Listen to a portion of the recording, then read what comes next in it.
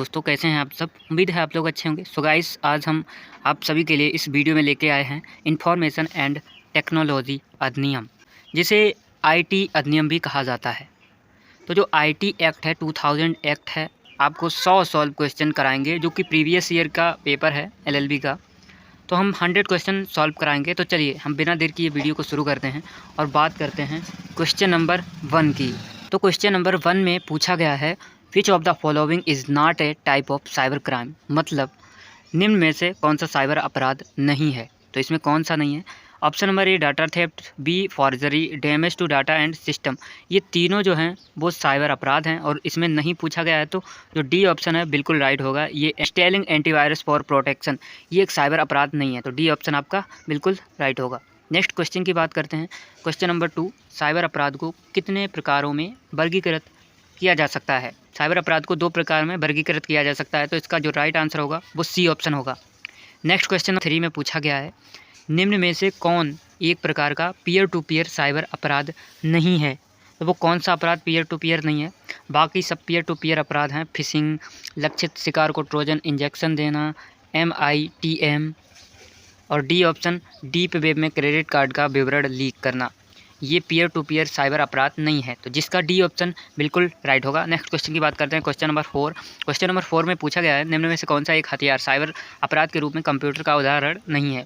तो 4 ऑप्शन है, credit card धोखाधड़ी, की लॉजर का उपयोग करके किसी की जासूसी करना, IPR उल्लंघन, अश्लीलता। तो जो इसका राइट आंसर होगा वो की लॉगर का उपयोग करके किसी की जासूसी करना, ये साइबर अपराध के रूप में कंप्यूटर का उदाहरण नहीं है। तो बी ऑप्शन बिल्कुल राइट होगा। नेक्स्ट क्वेश्चन की बात करते हैं। क्वेश्चन नंबर 5, निम्नलिखित में से कौन सा साइबर अपराधियों द्वारा नहीं किया जाता। तो क्या नहीं किया जाता? ऑप्शन है आपके सामने, अनधिकृत खाता पहुंच, ट्रोजन को बॉटनेट के रूप में उपयोग करते हुए बड़े पैमाने पर हमला, सी ऑप्शन ईमेल स्पूफिंग और स्पैमिंग, डी ऑप्शन किसी भी प्रणाली में भेद्यता की रिपोर्ट करें। तो जो इसका राइट आंसर होगा वो बी ऑप्शन बिल्कुल राइट होगा, ट्रोजन को बॉटनेट के रूप में उपयोग करते हुए बड़े पैमाने पर हमला करना। नेक्स्ट क्वेश्चन की बात करते हैं। क्वेश्चन नंबर 6 में पूछा गया है, भारतीय विधायिका में भारत के आईटी कानून का क्या नाम है। ए ऑप्शन भारत की प्रौद्योगिकी आईटी अधिनियम 2000, भारत का डिजिटल सूचना प्रौद्योगिकी अधिनियम 2000, भारत की सूचना प्रौद्योगिकी आईटी अधिनियम 2000, प्रौद्योगिकी अधिनियम 2008। तो इसका राइट जो आंसर होगा वो सी ऑप्शन होगा, यानी कि भारत की सूचना प्रौद्योगिकी आईटी अधिनियम 2000। नेक्स्ट क्वेश्चन की बात करें। क्वेश्चन नंबर 7, भारत की आईटी अधिनियम किस वर्ष अस्तित्व में आया। तो जो इसका राइट आंसर होगा ऑप्शन नंबर ए होगा, जो कि आप सब जानते हैं 2000 में आया। नेक्स्ट क्वेश्चन नंबर 8, आईटी 2000 का पूर्ण रूप क्या है। तो आईटी 2000 का पूर्ण रूप क्या है? ऑप्शन ए है सूचना तकनीक अधिनियम 2000, भारतीय प्रौद्योगिकी अधिनियम 2000, अंतर्राष्ट्रीय प्रौद्योगिकी अधिनियम 2000, सूचना प्रौद्योगिकी अधिनियम 2000। जैसा कि सबको मालूम होगा, सूचना प्रौद्योगिकी अधिनियम 2000, यानी कि डी ऑप्शन इसका बिल्कुल राइट होगा। तो क्वेश्चन नंबर 9 में पूछा गया है, पूर्व प्राधिकरण के बिना कंप्यूटर तक पहुंचना एक साइबर अपराध है, जो धारा किसके अंतर्गत आता है। पूर्व प्राधिकरण अधिनियम यानी कि accessing computer without prior authorization is a cyber crime that come under which section. Section 66 के अंतर्गत accessing computer without prior authorization is cyber crime that come. Next question की बात करते हैं। क्वेश्चन नंबर 10, किसी व्यक्ति की डिजिटल पहचान को तोड़ना या पहचान की चोरी करना आईटी अधिनियम किस सेक्शन के अंतर्गत आता है।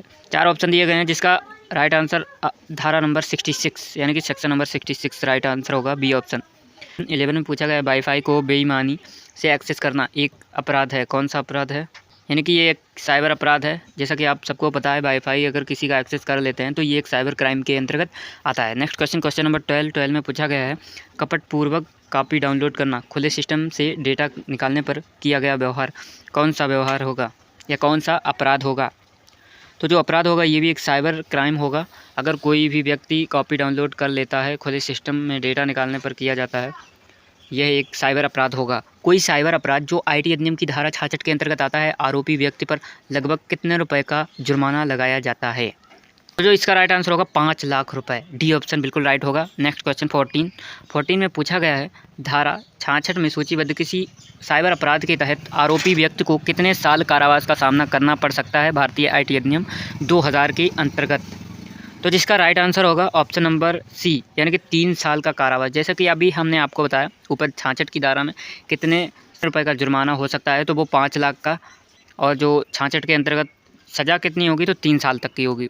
नेक्स्ट क्वेश्चन 15 में बात करते हैं, कोई भी डिजिटल सामग्री जो कोई व्यक्ति बनाता है और समाज को स्वीकार नहीं है, यह एक साइबर अपराध है जो IT अधिनियम किस सेक्शन के अंतर्गत आता है। इसकी धारा 67 है, 67 के अंतर्गत आता है, यानी कि बी ऑप्शन बिल्कुल राइट होगा। नेक्स्ट क्वेश्चन 16, IT अधिनियम 2008 साइबर अपराध के विवरण को और अधिक सटीक बनाता है, जहां यह उल्लेख किया गया है कि यदि कोई व्यक्ति यौन रूप से स्पष्ट डिजिटल सामग्री प्रकाशित करता है तो IT अधिनियम 2008 के किस सेक्शन के तहत उसे एक वैध राशि का भुगतान करना होगा। तो जो इसका राइट आंसर होगा 67A के अंतर्गत आता है, यानी कि इसका ए ऑप्शन बिल्कुल राइट होगा। 17 में पूछा गया है, यदि कोई स्पष्ट यौन प्रकार की डिजिटल सामग्री प्रकाशित करता है तो वह उस व्यक्ति को कितने वर्ष तक का कारावास की कीमत चुकानी होगी। तो उसको 5 साल तक कारावास की कीमत चुकानी होगी, यानी कि ऑप्शन नंबर डी बिल्कुल राइट होगा। नेक्स्ट क्वेश्चन 18 की बात करते हैं, मॉल और दुकानों में जासूसी कैमरों का उपयोग करके निजी अंगों को कैद करना कोई भी व्यक्ति IT अधिनियम 2008 के अंतर्गत किस धारा के अंतर्गत आता है। तो धारा 67 के अंतर्गत आता है, इसका बी ऑप्शन बिल्कुल राइट होगा। नेक्स्ट क्वेश्चन 19 की बात करते हैं। 19 में पूछा गया है, मॉल और दुकानों में जासूसी कैमरों का उपयोग करके किसी व्यक्ति के निजी अंगों को कैद करना IT अधिनियम 2008 की धारा 67 के तहत आता है और उसे कितने लाख रुपए का जुर्माने से दंडित किया जा सकता है। तो इसमें 5 लाख तक जुर्माना किया जा सकता है, यानी कि ऑप्शन नंबर डी बिल्कुल राइट होगा। नेक्स्ट क्वेश्चन 20 की बात करते हैं, मॉल और दुकानों में जासूसी कैमरों का उपयोग करके किसी व्यक्ति के निजी अंगों को कैद करना IT अधिनियम 2008 की धारा 67 के अंतर्गत उसे कितने साल तक कारावास से दंडित किया जा सकता है। तो उसको 3 साल तक कारावास दंडित किया जा सकता है, यानी कि ऑप्शन नंबर बी बिल्कुल राइट होगा। नेक्स्ट क्वेश्चन 21, कपटपूर्ण उद्देश्यों के लिए डिजिटल हस्ताक्षरों का दुरुपयोग IT अधिनियम के किस धारा के तहत किया जाता है। तो धारा 72 के अंतर्गत कपटपूर्वक उद्देश्यों के लिए डिजिटल हस्ताक्षरों का दुरुपयोग किया जाता है, यानी कि ऑप्शन नंबर डी बिल्कुल राइट होगा। नेक्स्ट क्वेश्चन नंबर 22, किसी को आपत्तिजनक संदेश भेजना भारतीय IT अधिनियम किसके अंतर्गत और कौन सी धारा के अंतर्गत आता है। तो जो इसका राइट आंसर होगा वो धारा 66E के अंतर्गत, और अधिनियम जो है वो 2008, यानी कि डी ऑप्शन इसका बिल्कुल राइट होगा। नेक्स्ट क्वेश्चन नंबर 23 में पूछा गया है, भारतीय IT अधिनियम के किस धारा के अंतर्गत घोषित करता है कि कारपोरेट फर्मों या संगठनों में किसी भी 3 पक्ष की जानकारी या व्यक्तिगत डेटा रिसाव एक दंडनीय अपराध होगा। तो जो धारा 79 है उसके अंतर्गत दंडनीय होगा, यानी कि ऑप्शन नंबर ए बिल्कुल राइट होगा। नेक्स्ट क्वेश्चन 24 में पूछा गया है, IT अधिनियम 2000 कब लागू हुआ था। ये बिल्कुल इजी क्वेश्चन है, सबको ही पता होगा, कमेंट करके ज़रूर बताइएगा। इसका जो डी ऑप्शन है वो बिल्कुल राइट होगा, 17 अक्टूबर 2000 को। देखिए इन सब में 1955 दिया गया है, लेकिन इसमें 2000 आप सभी लोग जानते हैं अधिनियम 2000 है, तो 2000 बिल्कुल यूनिक आंसर है, तो आपको ये समझ लेना चाहिए अगर फिर भी नहीं आता हो। तो नेक्स्ट क्वेश्चन नंबर 25 में पूछा गया है, IT अधिनियम 2000 की कौन सी धारा इलेक्ट्रॉनिक राजपत्र में नियम विनियम आदि के प्रकाशन से संबंधित है। तो कौन सा राइट होगा, इसका बी ऑप्शन बिल्कुल राइट होगा। IT अधिनियम 2000 की धारा 8 में बताया गया है इलेक्ट्रॉनिक राजपत्र में नियम बनाने की, यानी कि technology act 2000 deal with publication of rule regulation electronic gadget, यानी कि नोटिफिकेशन से ये संबंधित है, ये नोटिफिकेशन भेजने का काम करती है। तो इस जो पब्लिकेशन ऑफ रूल है रेगुलेशन, तो ये धारा 8 में है। नेक्स्ट क्वेश्चन नंबर 26, IT अधिनियम 2000 की कौन सी धारा सुरक्षित इलेक्ट्रॉनिक हस्ताक्षर से संबंधित है। तो जो इसका IT अधिनियम 2000 की धारा 15 में deal with secure electronic signature को प्रावधानित किया गया है, तो इसका ई ऑप्शन बिल्कुल राइट होगा। नेक्स्ट क्वेश्चन 27, IT अधिनियम की धारा 24 किस से संबंधित है। तो IT अधिनियम की जो धारा 24 है वो लाइसेंस देने या अस्वीकार करने की प्रक्रिया से संबंधित है, यानी कि प्रोसीजर फॉर ग्रांट और rejection of license, B option बिल्कुल राइट होगा। नेक्स्ट क्वेश्चन 28, डिजिटल हस्ताक्षर प्रमाण पत्र जारी करने पर अभ्याधीन सूचना प्रौद्योगिकी अधिनियम 2000 की धारा कितने में प्रदान किया गया है। IT अधिनियम की धारा 36 में डिजिटल सिग्नेचर सर्टिफिकेट को प्रावधानित किया गया है, तो इसका बी ऑप्शन बिल्कुल राइट होगा। नेक्स्ट क्वेश्चन 29 में कहा गया है IT अधिनियम 2000 की धारा 16 में सूचना है किससे संबंधित है। अच्छा प्रक्रियाएं और प्रथाओं से संबंधित है, यानी कि security procedures and practice. A option बिल्कुल राइट होगा। नेक्स्ट क्वेश्चन 30, आईटी अधिनियम 2000 की कौन सी धारा निर्णायक अधिकारी द्वारा ध्यान में रखे जाने वाले कारकों से संबंधित है? तो आईटी अधिनियम 2000 की धारा 47 जो है deal with factor to be taken into account by the adjusting officer से रिलेटेड है। ऑप्शन नंबर सी बिल्कुल राइट होगा। नेक्स्ट क्वेश्चन 31 में पूछा गया है आईटी अधिनियम 2000 की धारा 13 किससे संबंधित है? तो जो धारा 13 है वो इलेक्ट्रॉनिक रिकॉर्ड के प्रेषण और प्राप्त का समय और स्थान से संबंधित है, यानी कि time and place of dispatch and receipt of electronic record. Option number A. IT अधिनियम 2000 की कौन सी धारा विदेशी प्रमाणन प्राधिकरणों की मान्यता से संबंधित है? तो आईटी अधिनियम 2000 की धारा 19 deal with the recognization of foreign certifying authorities से संबंधित है। Option number B. Next question number 33, IT अधिनियम 2000 की धारा 41 किससे संबंधित है? डिजिटल हस्ताक्षर प्रमाण पत्र की स्वीकृति से संबंधित है, यानी कि acceptance of digital signature certificate. Option number C बिल्कुल राइट होगा। नेक्स्ट क्वेश्चन नंबर 34, डीएनएस किस नाम से संबंधित है? डीएनएस डोमेन नाम प्रणाली से संबंधित है, यानी कि ए ऑप्शन बिल्कुल राइट होगा। नेक्स्ट क्वेश्चन 35, ट्रेडमार्क का अनधिकृत उपयोग किसके रूप में जाना जाता है? तो ट्रेडमार्क का अनधिकृत रूप साइबर स्क्वांटिंग के रूप में जाना जाता है। इसका बी ऑप्शन बिल्कुल राइट होगा। दूसरे के ट्रेडमार्क का अनधिकृत उपयोग जिससे ट्रेडमार्क उल्लंघन हो सकता है या पासिंग ऑफ के रूप में जाना जाता है, तो इसका ए ऑप्शन बिल्कुल राइट होगा। मेटा टैगिंग, ये ऑप्शन बिल्कुल राइट होगा।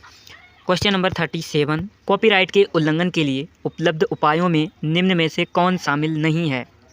तो कॉपीराइट में इसमें क्या नहीं आता? Injunction, account of profits, recertification, damages. निम्न में से कौन सा सत्य है? तो जो इसका सी ऑप्शन बिल्कुल राइट होगा, यानी कि रीसर्टिफिकेशन इसमें शामिल नहीं किया गया है। एप्पल निगम का एप्पल लोगो किसका उदाहरण है? तो आप लोग जानते होंगे एप्पल जो है लोगो वो ट्रेडमार्क के अंतर्गत आता है, यानी कि एक व्यापार चिन्ह है, तो इसका डी ऑप्शन बिल्कुल राइट होगा। नेक्स्ट क्वेश्चन 39, एक लेखक के लिए कॉपीराइट की अवधि कितने समय तक चलती है? तो एक लेखक के लिए लेखक का जीवन प्लस 60 वर्ष, यानी कि बी ऑप्शन बिल्कुल राइट होगा। 40 में पूछा गया निम्न में से कौन सा कार्रवाई कॉपीराइट का उल्लंघन नहीं है? ऑप्शन ए दिया गया है कॉपी की गई सीडी आयात करने के लिए, सीडी की कॉपी बनाना और उसे बेचना, किसी मित्र से सीडी उधार लेना और अपने निजी उपयोग के लिए, इसे अपने लैपटॉप पर कॉपी कर, एक सीडी खरीदने के लिए और इसे अपने निजी इस्तेमाल के लिए अपने लैपटॉप पर कॉपी करने के लिए। तो इसमें कौन सा राइट होगा? तो जो डी ऑप्शन है एक सीडी खरीदने के लिए और इसे अपने निजी इस्तेमाल के लिए लैपटॉप पर कॉपी करने के लिए, ये कॉपीराइट का उल्लंघन नहीं है, बाकी सभी कॉपीराइट का उल्लंघन करते हैं, यानी कि डी ऑप्शन बिल्कुल राइट होगा। क्वेश्चन नंबर 41, किसी नेटवर्क से किसी प्रोग्राम को अनधिकृत रूप से कॉपी या डाउनलोड करने और उसकी कॉपी बनाने की कई प्रक्रिया हैं, तो ये किसके अंतर्गत आता है? सॉफ्टवेयर पायरेसी के अंतर्गत आता है। ऑप्शन नंबर सी बिल्कुल राइट होगा। क्वेश्चन नंबर 42, नेपस्टर और उसके चचेरे भाई का मामला किससे संबंधित है? संगीत और प्रसारण से। ऑप्शन नंबर बी बिल्कुल राइट होगा।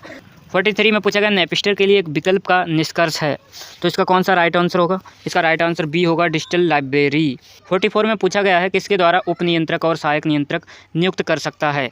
तो केंद्र सरकार के द्वारा किया जाता है। ऑप्शन नंबर ए बिल्कुल राइट होगा। नेक्स्ट क्वेश्चन 45, इसको सब्सक्राइबर की मृत्यु पर उसके द्वारा जारी डिजिटल सिग्नेचर सर्टिफिकेट को रद्द करने का अधिकार दिया गया है। तो 45 का ऑप्शन नंबर ए बिल्कुल राइट होगा, प्रमाण पत्र प्राधिकरण, यानी कि सर्टिफिकेट अथॉरिटी को दिया गया है। नेक्स्ट क्वेश्चन 46, डिजिटल सिग्नेचर किसकी कुंजी इंस्क्रिप्शन पर आधारित होते हैं? यानी कि ऑप्शन नंबर बी बिल्कुल राइट होगा, पब्लिक की द्वारा। नेक्स्ट क्वेश्चन की बात करते हैं 47, किसके द्वारा डिजिटल सिग्नेचर का उपयोग करके बनाया और सत्यापित किया जाता है? तो जो इसका राइट आंसर होगा क्रिप्टोग्राफी के द्वारा, यानी कि क्रिप्टोग्राफी यानी कि digital signatures created and verified using by cryptography. D option बिल्कुल राइट होगा। Next question 48, the section deal with legal recognization of electronic record is which section? Section 4 के अंतर्गत आता है, यानी कि डी ऑप्शन बिल्कुल राइट होगा। Next question 49, a license to act a certifying authority is valid for a period of which year from the date of issuance and same is not transferable. प्रमाणन प्राधिकारी के रूप में कार्य करने का लाइसेंस जारी होने की तारीख से कितने वर्ष की अवधि के लिए वैध यह हस्तांतरणीय नहीं है। तो जो इसका राइट आंसर होगा वो 5 साल होगा, यानी कि सी ऑप्शन बिल्कुल राइट होगा। The controller to maintain a database of disclosure record of which option. इसका बी आंसर बिल्कुल राइट होगा, cross certifying authority only. Question number 51, tampering with computer source documents provided under which section. तो जिसका right answer होगा under section 65। Computer स्रोत दस्तावेजों के साथ छेड़छाड़ किस धारा के अंतर्गत आता है, धारा 65। Next question 52, an space privacy policy is your everyday practicing collecting managing and using data from site visitor. B option बिल्कुल राइट होगा, ई कॉमर्स, यानी कि ई कॉमर्स की गोपनीयता नीति साइट आगंतुकों से डेटा का दैनिक अभ्यास संग्रह प्रबंधन और उपयोग करना है। बी ऑप्शन बिल्कुल राइट होगा। Next question 53, controller of certifying authorities, जिसका सी आंसर बिल्कुल राइट होगा, यानी कि bill specifying qualifications. Next question 54, जिला फोरम कितने लाख रुपए के मूल्य तक की शिकायत पर विचार करेगा, यानी कि district forum shall entertain the complaint up to the value of 20 lakh rupees, यानी कि ऑप्शन नंबर सी बिल्कुल राइट होगा। नेक्स्ट क्वेश्चन 55 में पूछा गया है मंच का प्रत्येक सदस्य कितने साल की अवधि के लिए पद धारण करेगा, 5 ईयर के लिए करेगा, इसका ए ऑप्शन बिल्कुल राइट होगा। नेक्स्ट क्वेश्चन 56, अन्य वस्तुओं या सेवाओं के बारे में खरीदारों में गुमराह करना किसके अंतर्गत आता है, झूठा प्रतिनिधित्व करना, ए ऑप्शन बिल्कुल राइट होगा। How to protect the consumer from unfair trade practices, यानी कि उपभोक्ता को अनुचित व्यापार प्रथाओं से कैसे बचाया जाए, तो कैसे बचाया जाएगा, मात्रा यानी कि क्वांटिटी, इसका ए ऑप्शन बिल्कुल राइट होगा। नेक्स्ट क्वेश्चन 58, गोपनीयता भंग करने और आईटी अधिनियम की गोपनीयता के उल्लंघन के लिए कितने साल की सज़ा है, यानी कि punishment for breach of confidentiality and privacy of IT act offense is 2 साल तक की कैद, यानी कि ए ऑप्शन बिल्कुल राइट होगा। नेक्स्ट क्वेश्चन 59 में पूछा गया है वे कौन से आधार हैं जिनमें धारा 80 शामिल है, which section are the grounds which section 80 covers. प्रतिबंध ऑफ कमिटिंग, सी ऑप्शन बिल्कुल राइट होगा। Question number 60, what is not definition of hacking, hacking की परिभाषा क्या नहीं है। तो जो हैकिंग की परिभाषा है वो अनिश्चित या गैर कानूनी लाभ प्राप्त करने के लिए जानबूझकर धोखा, ये नहीं है। बाकी हैकिंग के अंतर्गत आते हैं सिस्टम या कंप्यूटर में डेटा तक अनधिकृत पहुंच प्राप्त करना, कंप्यूटर सिस्टम में सेंध लगाना, वैध अवधारणा, तो ये सब आते हैं। बस ऑप्शन नंबर सी नहीं आता, तो इसका सी राइट होगा। नेक्स्ट क्वेश्चन 61, यदि ए कपटपूर्वक बी के पासवर्ड का उपयोग कर रहा है तो वह किस धारा के अंतर्गत दंडित होगा, तो वह 66 सी के अंतर्गत दंडित होगा, ए अगर बी के पासवर्ड का उपयोग कर रहा है। ऑप्शन नंबर सी बिल्कुल राइट होगा। नेक्स्ट क्वेश्चन 62, आईटी अधिनियम 2000 किस पर आधारित है, तो जो आईटी अधिनियम है वो ऑप्शन नंबर ए बिल्कुल राइट होगा, अनसिट्रल पर आधारित है, ऑप्शन नंबर ए बिल्कुल राइट होगा। नेक्स्ट क्वेश्चन 63, आईटी अधिनियम 2000 में कितनी धाराएं हैं, तो जो टोटल धाराएं हैं वो 94 हैं, इसका डी ऑप्शन बिल्कुल राइट होगा। नेक्स्ट क्वेश्चन नंबर 64 में पूछा गया है सेक्शन 78 प्रदान करता है 3 साल के कारावास के साथ अपराध उत्तरदायी होने के लिए या फिर भारत के बाहर किए गए अपराध या उल्लंघन के लिए आवेदन करने के लिए कार्य करना या फिर अपराध की जांच करने की शक्ति, तो इसमें क्या ऑप्शन राइट होगा। 78 किसके अंतर्गत आता है, वो अपराधों की जांच करने की शक्ति प्रदान करता है, तो इसका सी ऑप्शन बिल्कुल राइट होगा। क्वेश्चन नंबर 65, पुलिस अधिकारी और अन्य अधिकारियों को प्रवेश करने और तलाशी लेने की शक्ति किस धारा के अंतर्गत की जाती है। सेक्शन 80 के अंतर्गत पुलिस अधिकारी और अन्य अधिकारियों को प्रवेश करने और तलाशी लेने की शक्ति प्रदान की जाती है, जिसका ये ऑप्शन बिल्कुल राइट होगा। नेक्स्ट क्वेश्चन 66, आईटी अधिनियम के किस अध्याय में बिचौलियों से संबंधित प्रावधान दिए गए हैं, यानी कि which chapter of the IT act provision related to intermediaries has given, तो ये किस अध्याय में है, तो जो अध्याय 12 है उसमें दिया गया है, तो इसका जो डी ऑप्शन बिल्कुल राइट होगा।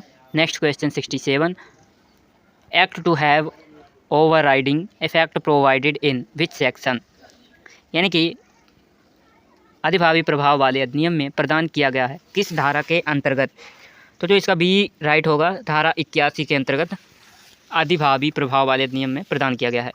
नेक्स्ट क्वेश्चन नंबर 68, पहचान की चोरी के लिए सज़ा का प्रावधान किस धारा के अंतर्गत किया गया है, तो जो धारा 66C है उसके अंतर्गत पहचान चोरी करने की सज़ा प्रावधान किया गया है।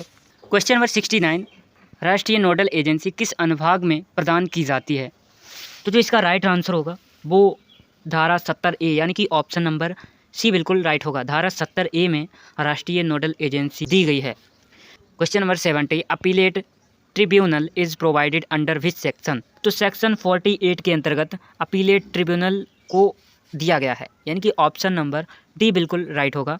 नेक्स्ट क्वेश्चन 71, इलेक्ट्रॉनिक हस्ताक्षर के संबंध में नियम कौन बनाएगा?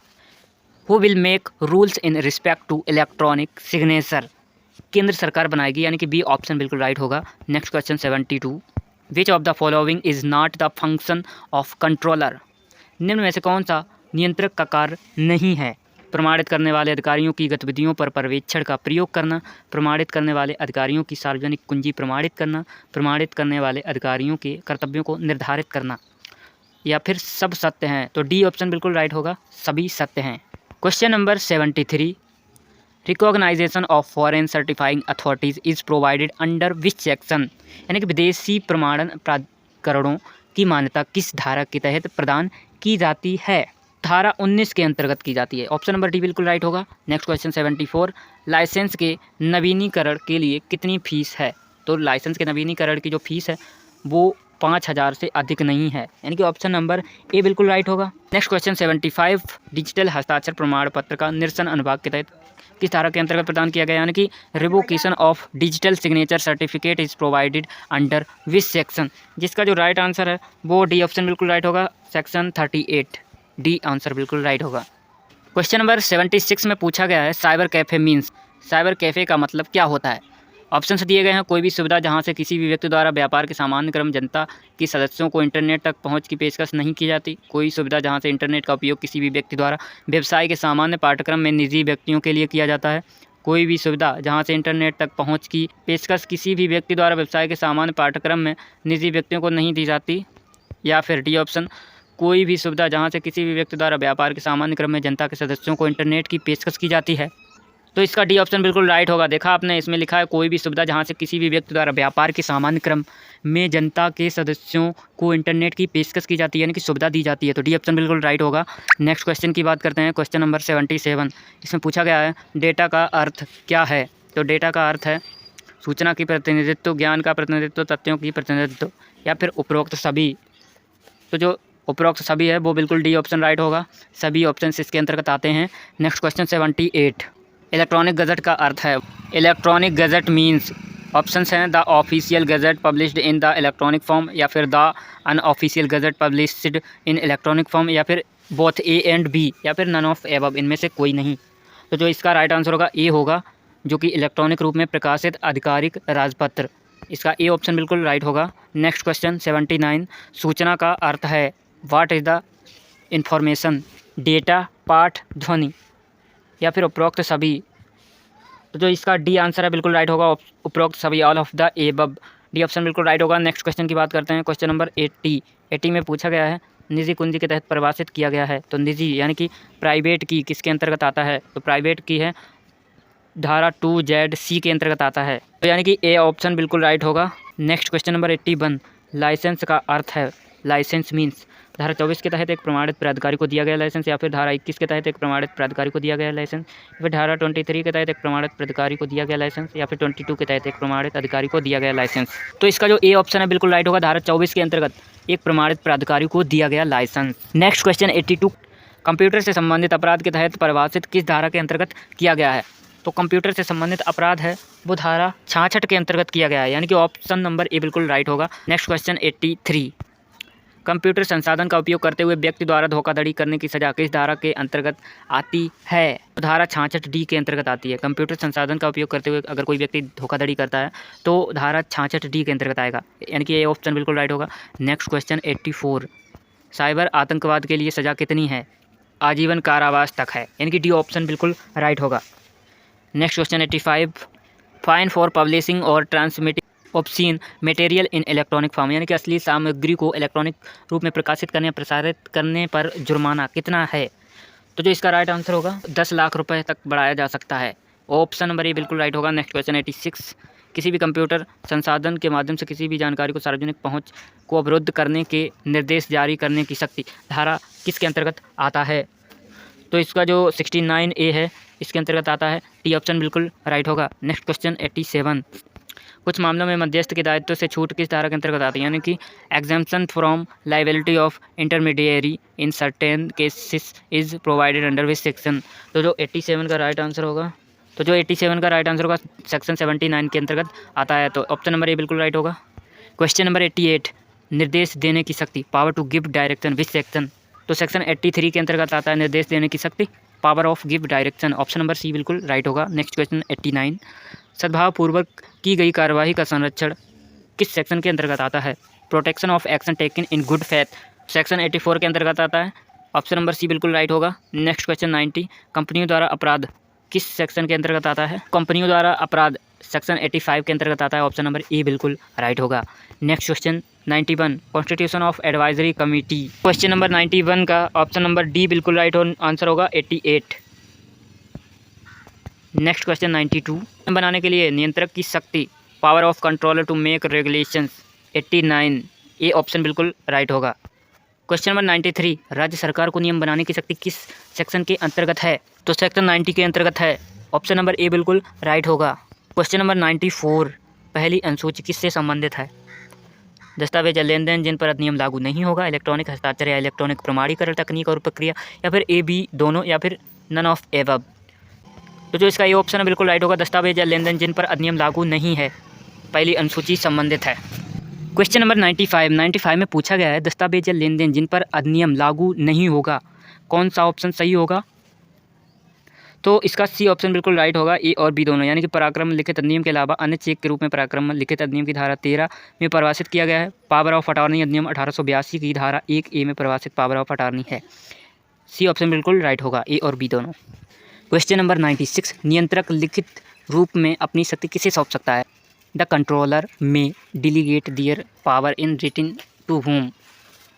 तो जो इसका राइट आंसर होगा वो उपरोक्त सभी होगा। यानी कि उप नियंत्रक, सहायक नियंत्रक, कोई भी अधिकारी जिसे उसने उपयुक्त समझे, सभी। डी ऑप्शन बिल्कुल राइट होगा। नेक्स्ट क्वेश्चन 97, प्रमाणन प्राधिकारी प्रक्रिया का पालन करेगा। सर्टिफाइंग अथॉरिटी फॉलो प्रोसीजर, कौन सा ऑप्शन राइट होगा? ऑप्शंस हैं हार्डवेयर, सॉफ्टवेयर और प्रक्रियाओं का उपयोग करें जो घुसपैठ और दुरुपयोग से सुरक्षित हो। इस अधिनियम के तहत जारी किए गए सभी इलेक्ट्रॉनिक हस्ताक्षर प्रमाण पत्रों का भंडार बने। तो इसका जो सी ऑप्शन है बिल्कुल राइट होगा। Next question 98, certification practice statement which section, किस सेक्शन में प्रमाणन अभ्यास का कथन है? तो धारा 2H में है। यानी कि बी ऑप्शन बिल्कुल राइट होगा। धारा 2H में सर्टिफिकेशन प्रैक्टिस स्टेटमेंट है। क्वेश्चन नंबर 99, संचार उपकरण का अर्थ है? Communication device means cell phone, व्यक्तिगत डिजिटल सहायता, या फिर ए और बी दोनों, या फिर none of above. C option है बिल्कुल राइट होगा। यानी कि सेल फोन, व्यक्तिगत डिजिटल सहायता, दोनों ऑप्शंस बिल्कुल राइट होंगे। C option right. Next question number 100, जो कि इस वीडियो का लास्ट क्वेश्चन है। 100 क्वेश्चन में पूछा गया है कंप्यूटर के तहत परिभाषित किया गया, यानी कि computer is defined under section 2I, A option बिल्कुल राइट होगा। सो गाइस, फाइनली हमने आपको 100 क्वेश्चन सॉल्व कराए हैं जो कि प्रीवियस ईयर का एग्ज़ाम था IT एक्ट 2000। गाइस, उम्मीद है आप लोगों को ये वीडियो काफ़ी हेल्पफुल लगा होगा। बाकी मिलते हैं ऐसे ही और अदर क्वेश्चन पेपर के साथ, सभी सॉल्व करेंगे धीरे धीरे। अगर आप हमारे चैनल पर नए हैं तो चैनल को सब्सक्राइब करना बिल्कुल ना भूलें, ताकि आपको आगे समय तक आने वाले सारे वीडियोज़ का नोटिफिकेशन मिल सके।